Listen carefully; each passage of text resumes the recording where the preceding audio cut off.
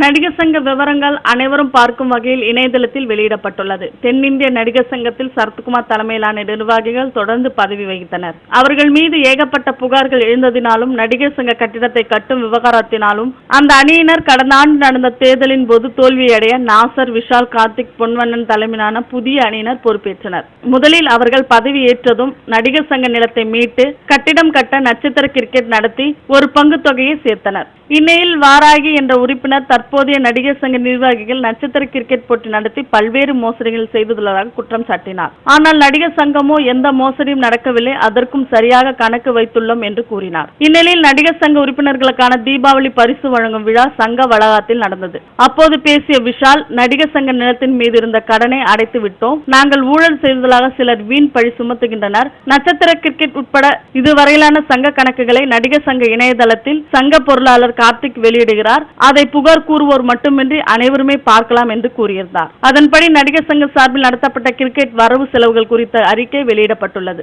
2016 April முதல் August வரையிலான கணக்குகள் சமர்ப்பிக்கப்பட்டுள்ளன. அதில் நடிகர் சங்கத்திற்கு கிரிக்கெட் நடத்தியதன் மூலம் கிடைக்கப்பட்ட வருவாய் ரூபாய் 12,57,62,776 என்றும், சங்க நிலம் மீட்பு, கிரிக்கெட் நடத்திய செலவு ரூபாய் 4,10,61,942 என்றும், மீதம் ரூபாய் 8,47,837 இருப்பு உள்ளதாகவும் தெரிவிக்கப்பட்டுள்ளது. மேலும் சினிமா தகவல்களுக்கு கீழே உள்ள சப்ஸ்கிரைப் பட்டனை அழுத்தவும்.